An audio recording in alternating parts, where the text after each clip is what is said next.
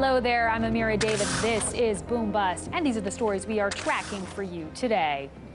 Deutsche Bank shares collapse before clawing back gains on the hope for a billion-dollar settlement with the U.S. Plus, one software company tries to upend the $26 billion merger between Microsoft and LinkedIn. I've got details on all of that coming right up. Then Canada gives the green light to an LNG pipeline project, but it won't come without its fair share of opposition. That story straight ahead. And hysteria builds over Germany's largest lender. Some say it's going under. Legitimate concern or just overblown?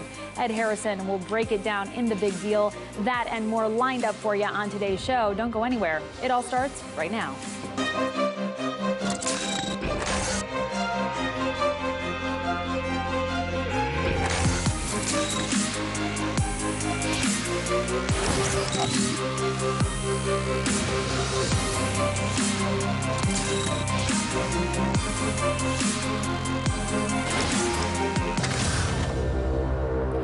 Deutsche Bank shares go on a roller coaster ride on Friday after stocks hit a record low. The bank saw shares plummet by about 10% early in the trading day, following reports that hedge funds began to cut their exposure to the bank. All of it stems from heightened concern that Deutsche needs to raise capital after the U.S. Justice Department slapped the bank with a $14 billion fine to settle an investigation into its selling of mortgage-backed securities. The U.S. government argues that activity contributed to the 2008 financial crisis. The bank's stocks have been selling off since, and on Friday took a big tumble, but they did reclaim some of their losses after Deutsche head John Cryan sent a letter to employees reassuring them of the bank's strong underlying fundamentals. Shares ultimately closed up 14%, especially on late reports that claim Deutsche was near a settlement with the DOJ on this issue. Those reports claim the settlement will be for just over $5 billion, though we have yet to hear confirmation on the matter. Okay, and moving right along here to the latest on the merger between Microsoft and LinkedIn. The $26 billion agreement may officially be in ink, but one software company is looking to upend this deal altogether. That company is Salesforce.com. It's the internet software firm that was outmuscled by Microsoft in its bid for the social networking site back in June. Salesforce may not have won that bid, but it's certainly not staying quiet. Now calling on EU regulators to investigate antitrust issues, saying the deal threatens innovation and competition. In a statement, the company's chief legal officer said by gaining ownership of LinkedIn's unique data set of over 450 million professionals in more than 200 countries, Microsoft will be able to deny competitors access to that data and in doing so obtain an unfair competitive advantage. It's an argument EU officials will certainly be considering as they begin their review process of the deal. But some are pointing out that this is very curious timing for Salesforce's criticism, given the rumors that the tech company is considering an acquisition of Twitter, which, like LinkedIn, is a social networking site and could present a similar conflict of interest.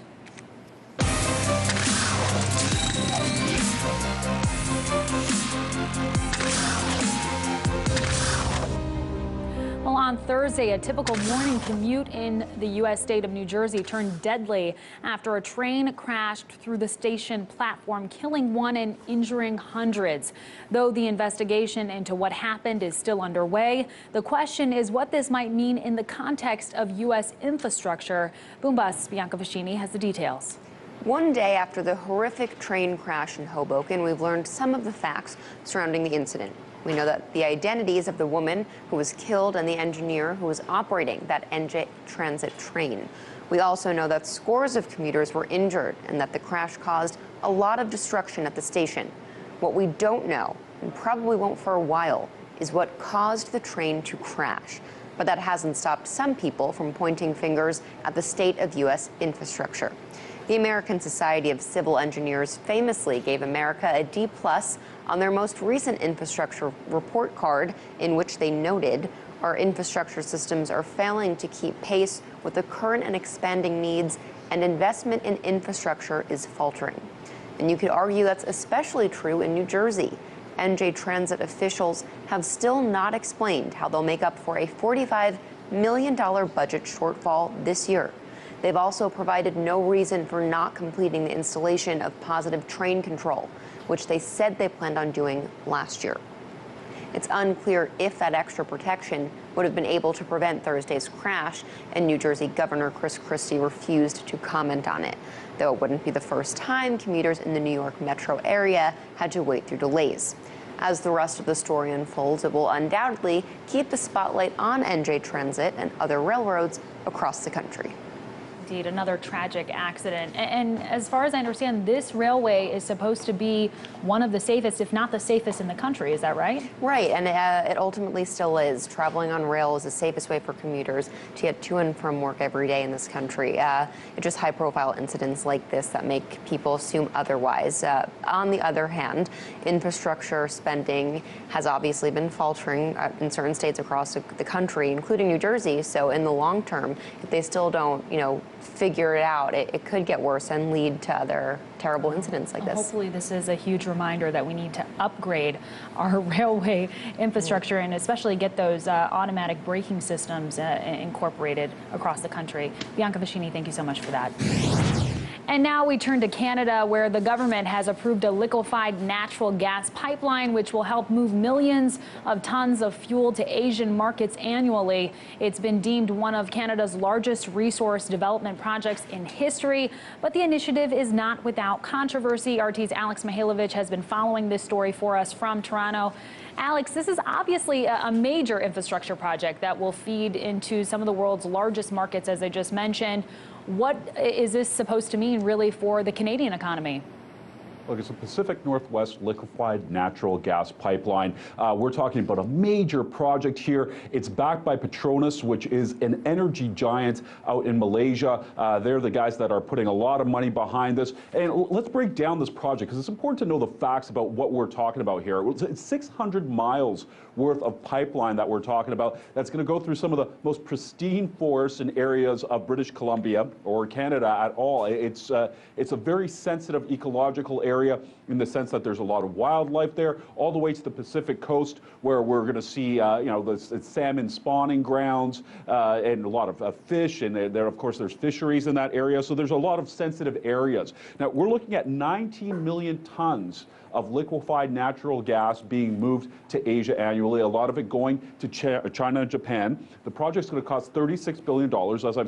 As I said before, Petronas is paying for a lot of that. And they're saying that 5,000 jobs are going to be created by this. Out of those 5,000, almost 500 are permanent jobs. As we're looking in the big picture for the Canadian economy, we're talking about $2.4 billion added to the annual GDP, and that's a lot of money for a country of 36 million people. Indeed, and we know they absolutely need it right now. And Prime Minister Trudeau is getting a lot of criticism for his approval of this pipeline. What are those opposed to the project saying? Well, there's a lot of people that are for it, so let's not forget the old Conservative government. They're giving him a thumbs up, and they're saying, well, he better just push it through. So these are the guys that were on the project before, the old Harper government. A lot of the scientists that were hired here to break this down, as you can imagine, this has been years in the making. Were old Harper scientists that a lot of people are saying were just paid scientists, as you get from, let's say, the tobacco industry, et cetera, saying everything's thumbs up, everything's good. Now the controversy comes into the fact that there are 190 stipulations had to be met for this to pass, for even to make this project a reality. But a lot of groups are saying that this is just not enough, seeing that it's based on shoddy old science by a group of scientists that were basically pushing for it to go through, as well as the fact that there are many native groups involved here. So we're talking about Canadian Indians, that the pipeline goes through their territories. Now, if you ask the Canadian government, they're going to say, well, we consulted the native communities in this area, but according to the native communities, 6 communities in particular, they're saying that, no, we're not for this, and we have not seen that all the measures that we want to see put in place, that they're actually put in place. In the big picture, this pipeline is going to cause a lot of greenhouse gases. It's like adding another million cars to the roads of Canada. So we're going to see a huge percentage in greenhouse gases going up, a few percent, but that's definitely big. And in the terms of the Liberal government, they promised that they're going to be working on renewable projects. So this is not a renewable project in that sense. And we can see in the long run that, yeah, it can make some money, but also the questions of pollution, there's a big one there. And this is going to be one of the biggest polluters in Canada if it does go through. Absolutely. A lot of concerns there. This is the first energy mega project on Trudeau's watch, so he has a lot riding on this. We'll have to wait and see how it all plays out. RT's Alex Mihailovich reporting for us in Toronto. Thank you. All right, still ahead here on Boom Buzz. China's renminbi officially joins the IMF's special currency basket this weekend. Is it a game changer? And what does it mean for the U.S. dollar? We'll tell you coming right up. Then hysteria builds over Germany's largest lender. Some say it could go under. Legitimate concern or just overblown? Ed Harrison will weigh in on that. Stay with us. And as we go to break, here are the numbers at the closing bell.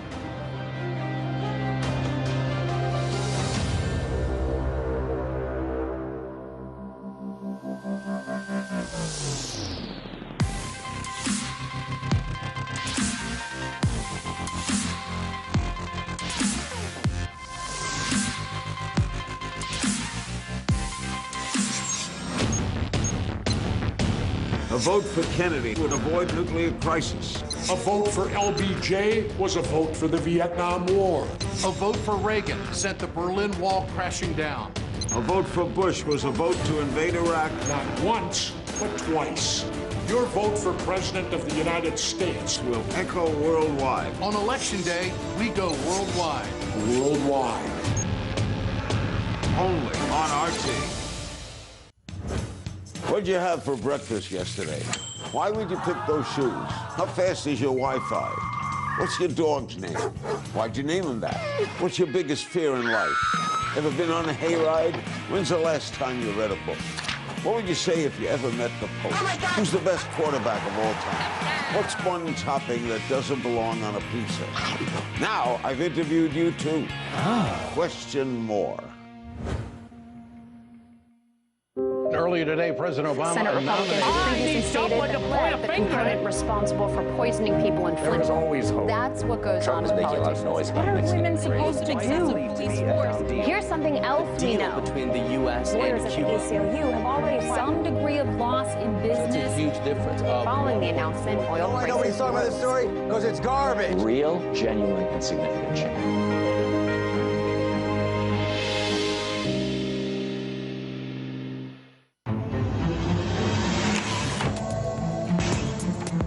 I'm Tom Hartman, and I'll give you what the mainstream media can't, the big picture.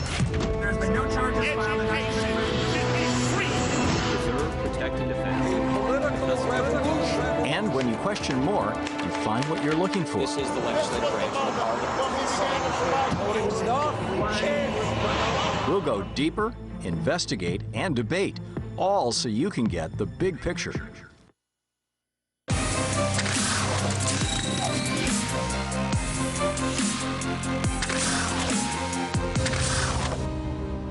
In the U.S., presidential campaigning is in full swing. And if there's one thing Donald Trump has been clear on during his campaign, it's that he wants the U.S. to take a more aggressive stance on China. Trump says China gains an unfair advantage by manipulating the yuan. For more insight on that, I sat down with Eshwar Prasad. He's a professor of trade policy at Cornell University, also author of the new book, Gaining Currency. And I first asked him about Trump's claim that China is a currency manipulator. Does that make any sense at this point? Take a look at what he had to say. At the moment, the charge by Mr. Donald Trump actually does not have much factual basis behind it. It could certainly have been a case made a few years ago when China was in fact trying to prevent the value of its currency, the yuan or renminbi, from appreciating, because an appreciation of the currency would have meant that Chinese exports were less competitive, including to the US, but also elsewhere. But in fact, since the middle of last year, the Chinese central bank has been intervening in foreign exchange markets to prevent the currency from depreciating, because there are concerns about the Chinese economy. We had the stock market turmoil last year, so capital has been flowing out of China. So in fact, right now, if the Chinese central bank were to do what the US Treasury, the IMF, have been asking China to do for a long time, which is to let its currency's value be determined by the market, in fact, the yuan's value relative to the dollar would fall, thereby hurting US exports to China and making Chinese imports a lot cheaper. So in fact, China is doing the US a bit of a favor right now. So you talk about this in your new book called Gaining Currency, this political reaction that we saw really to last summer's move, August of 2015, when they sort of pulled back their management on the renminbi.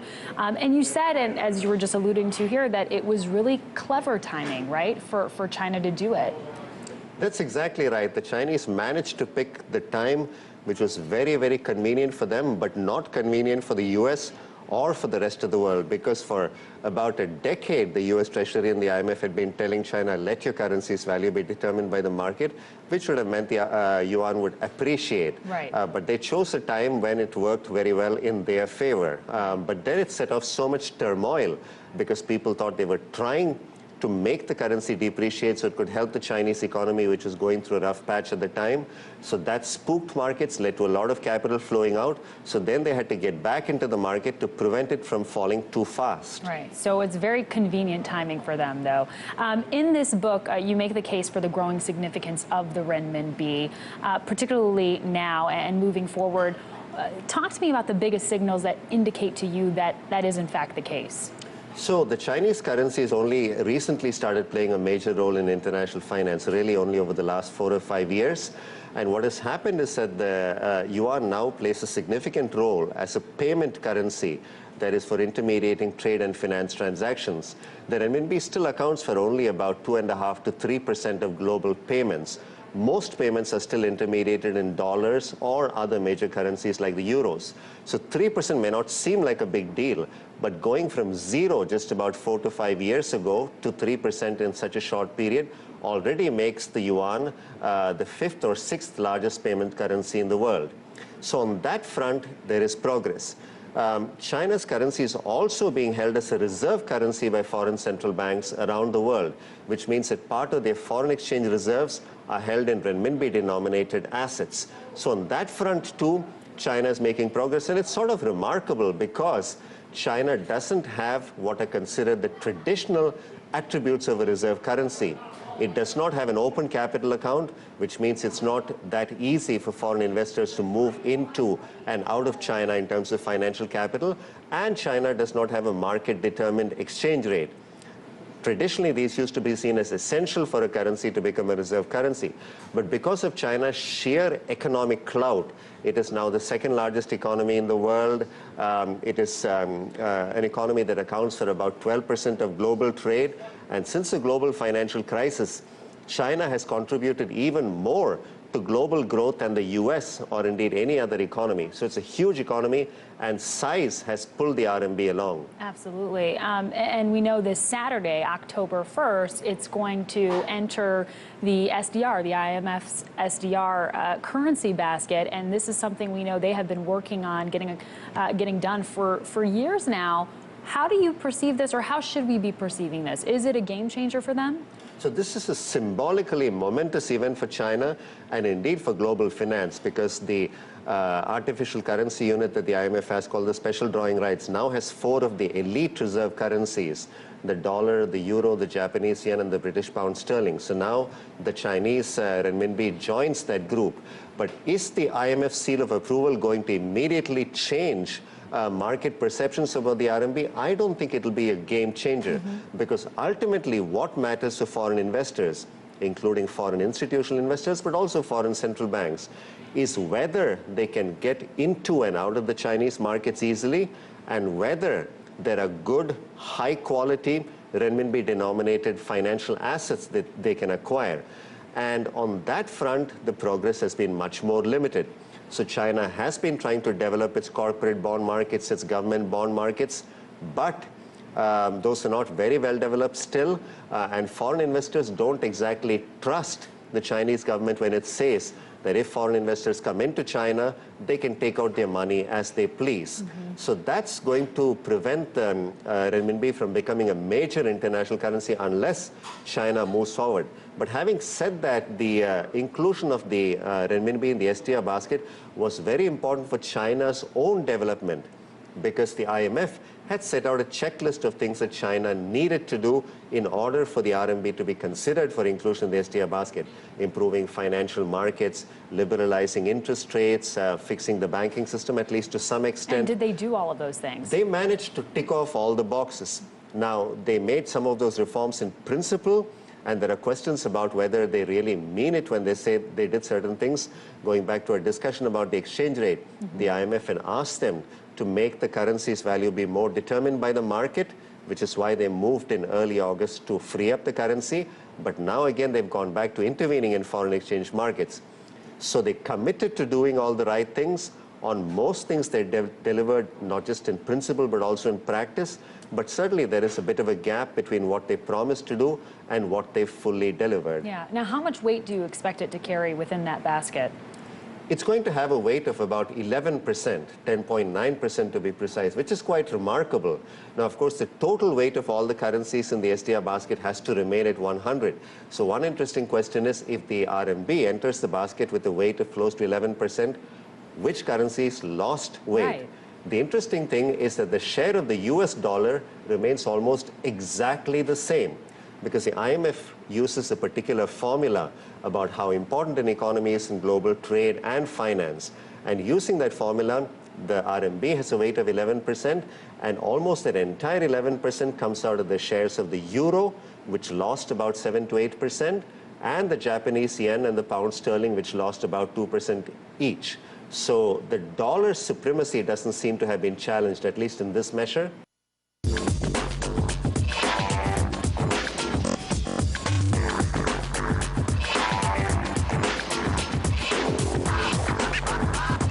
It's big deal time. I'm sitting here with Ed Harrison. Now, this past week has been a horrible one for the reputation of leading Western financial institutions. We've seen fines, investigations, congressional hearings, job cuts, fear of bankruptcy. The list goes on and on. But the institution that has seen the greatest volatility through it all is Deutsche Bank, with shares now at record lows, although they did climb back quite a bit by the end of Friday. We're talking about the largest financial institution in Germany by assets, a company that has the world's largest derivatives book, down from a peak of $75 trillion, but still enormous at $46 trillion on the books at the end of last year. In short, as a financial institution, Deutsche is, to quote the International Monetary Fund, the most important net contributor to systemic risks in the world. So given that, Ed, you have put together a little bit of a timeline to show us the progression of Deutsche Bank and tell us, really, to begin, how this bank became so massive. Yeah, so Deutsche Bank, it's Germany's largest bank. It actually means German bank in German. And if you look back, it started in 1870 as a commercial bank. It was a foreign trade specialist bank. But after that, it kept on growing and growing. And then at some point, it decided in the early 1990s that it was going to go outside of the German commercial banking domestic market. In 1990, purchased Morgan Grenfell, which is a merchant bank in the UK, and it went on to this investment banking spree. 1998, it continued that investment banking spree with Bankers Trust, an acquisition of the American bank that was one of the two big institutional banks in the United States, including J.P. Morgan. And then it listed on the NYSE in order to get deep into the United States. And then finally, even after we had the financial crisis, it was on an acquisition binge. It was getting Postbank, which is another German commercial bank. Yeah. So it was really just bulking up because it was getting into investment banking. It was getting global. and that's why it became so massive. And then fast forward to today, and it's pretty weak, and that's in part now because of this $14 billion fine that's been handed down from the Department of Justice here in the United States. Now, interestingly, in the movie The Big Short, the narrator, his name is Jared Vennett, he was played by Ryan Gosling, and he was a Deutsche Bank guy. So for people who have seen that movie, they're going to remember this. What's interesting is in that movie, he made it seem like Deutsche Bank knew that the crisis was coming all along. Is that actually true? I mean, what do we know about that? No, that's not true at all, really, because, you know, in the movie, it seems like, yeah, this guy, he knows everything. He's a typical banker, a little bit slimy, and, you know, Deutsche was in the know. But the truth of the matter is they were hurt as much as anyone else. I mean, they were selling, the reason they're getting this $14 billion thing is because they were selling dodgy mortgage bonds to investors. But they also apparently were hiding assets, or at least they were purported to be hiding assets, not marking them to market, and they would have needed a bailout if they had done so. Insiders within Deutsche had said something about this. In addition, they got a $12 billion loan, if you will, because of AIG. They were made whole on the AIG transactions that allowed them to have more capital than they otherwise would. They could have been bailed out if everything had gone the wrong way. So they definitely did not know. Yeah, but some are saying now, I mean, Deutsche Bank is headed, you know, in the negative direction, that it could actually collapse, it could go under. From what you see right now, I mean, do you get the sense that that's overblown, or is this a legitimate concern? I think that it is overblown. Let's go through the timeline a little bit here. You know, what I would call Deutsche's destruction, you know, where, let's look at the second part of this timeline where, you know, they were raising lots of capital in 2013 because they didn't really know what was going on in the mortgage crisis. They raised $4 billion in 2013. They raised another $11.6 billion in 2014. They decided they wanted to sell the Post Bank in 2015. And then suddenly they just started to get fined like crazy. They got fined $2.5 billion in 2015, then again another $6 billion, and then they're being fined again. So really, the destruction of Deutsche Bank has to do with, one, they missed the mortgage crisis, and they had to raise lots of capital. Two, they were behaving badly, and now they're being fined like crazy. Yeah, and it, you know, you were to assess the situation, what would you say is Deutsche Bank's biggest problem right now? Their problem is basically they're unprofitable. The reason they went into investment banking to begin with is because Europe's overbanked, Germany's overbanked, their core banking model is not profitable. Right. And now we see that this new thing that they're trying to get into, which is investment banking globally, is also not profitable. And this is why they need to sell a whole lot of assets or potentially downsize or merge. They've got to do something. We'll leave it there. Ed Harrison, thank you so much for that. We love hearing from you guys. Make sure you tweet at us, Edward NH, Bianca Fascini, Amira David. Remember, you can see all the segments featured in today's show on YouTube, youtube.com/BoomBustRT. From all of us here at Boom Bust, thanks for watching and have a wonderful weekend.